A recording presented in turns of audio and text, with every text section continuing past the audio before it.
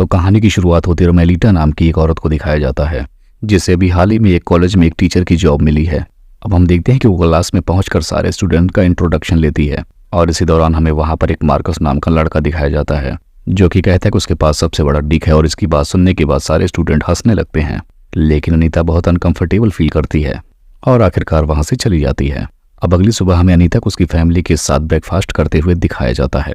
यहाँ पर हमें उसके हस्बैंड हैसी और उसकी 2 बेटियों को दिखाया जाता है। अब रात के टाइम हम देखते हैं कि जब अनीता अपने हस्बैंड के साथ इंटीमेट होने के लिए कहती है तो उसका हस्बैंड ऐसा करने से मना कर देता है। हम जान पाते हैं कि उसका हस्बैंड एक बहुत बड़ा लॉयर है जिसकी वजह से वो काफ़ी काम में बिजी रहता है और उसे टाइम नहीं दे पाता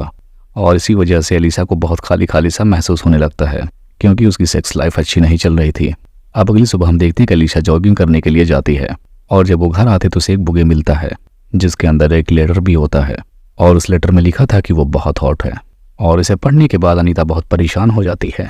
अब क्लास में पहुंचने के बाद वो मार्कस को एक लड़के के साथ मारपीट करते हुए देखती है जिसके बाद वो मार्कस को ऐसा करने से रोकती है और उसकी चोट पर दवा लगाती है और इसी दौरान ये दोनों एक दूसरे के काफ़ी करीब आ जाते हैं और यहाँ पर एक दूसरे को हक करते हैं। लेकिन तभी किसी स्टूडेंट के आने की आहट सुनकर ये दोनों वहाँ से जाने लगते हैं। अब हम जान पाते कि अनीता मार्कस को लाइक करने लगी थी जिसके बाद हम देखते हैं कि अनीता मार्कस को सोशल मीडिया पर भी फॉलो करती है। यहाँ पर वो मार्कस के पास मैसेज करती है और बताती है कि उनके बीच जो कुछ भी स्कूल में हुआ वो बस एक मिस्टेक था।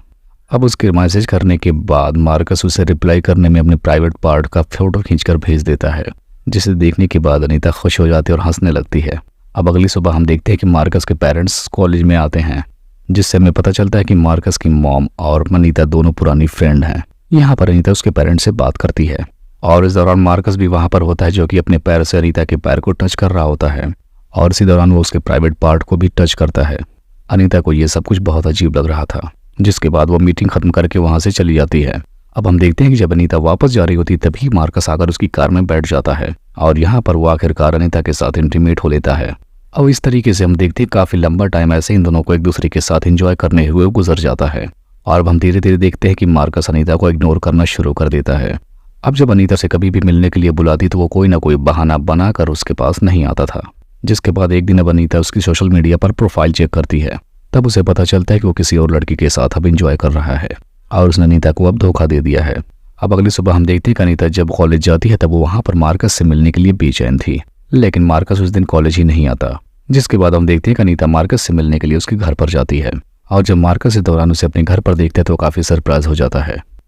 यहाँ पर मार्कस की मॉम जाकर उसे बताते हैं कि अनीता ने उसके फैन क्लब को ज्वाइन किया है जिसके बाद हम देखते हैं कि मार्कस नहाने के लिए चला जाता है और अनीता भी वॉशरूम का बहाना करके वहां से चली जाती है और वो मार्कस के बाथरूम में जाकर उसके साथ इंटीमेट होने लगती है। और अगले दिन हम देखते हैं कि फिर से मार्कस स्कूल नहीं जाता जिसके बाद वो अनीता के मैसेज और कॉल्स के भी रिप्लाई नहीं देता जिसके बाद अब वो फौरन मार्कस के घर पर जाती है जहाँ पर मार्कस की मॉम अनीता के पूछने के बाद बताती है कि वो मैच खेलने के लिए बाहर गया है जिसके बाद अब अनीता बातों बातों में उसका एड्रेस भी पूछ लेती हैं जिसके बाद अब वो उससे मिलने के लिए वहीं पर पहुंच जाती है जिसके बाद अब अनीता मार्कस के पास पहुंचकर उसके अजीब बिहेवियर के बारे में बात करती है। तब यहाँ पर मार्कस अनीता से बताता है कि अब वो उससे बोर हो चुका है और अब उसकी कोई और भी गर्लफ्रेंड है।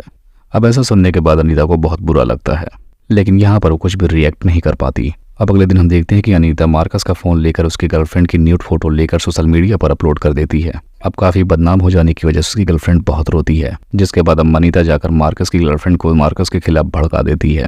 और उससे मार्कस को ब्रेकअप करने के लिए कहती है।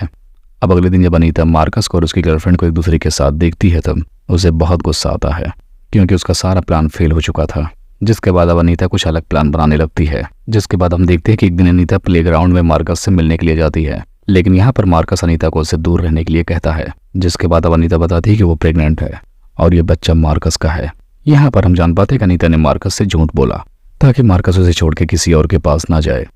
और यहाँ हम देखते हैं कि इन दोनों के बीच अब कुछ ऐसे ही चल रहा था। अब हम देखते हैं कि मार्कस ऐसा जानने के बाद बहुत परेशान हो जाता है। यहाँ पर अनीता मार्कस से कहती है कि अबॉर्शन कराने का भी टाइम जा चुका है और अब इसका कुछ भी नहीं हो सकता। अब यहाँ पर मार्कस अनीता से कहता है कि वो इस बारे में किसी को कुछ भी ना बताए और अनीता भी कहती है कि वो किसी को कुछ नहीं बताएगी लेकिन मार्कस को जब वो चाहे तो उसे मिलना होगा और इसके साथ साथ वो उसके मैसेज और कॉल का भी रिप्लाई देगा।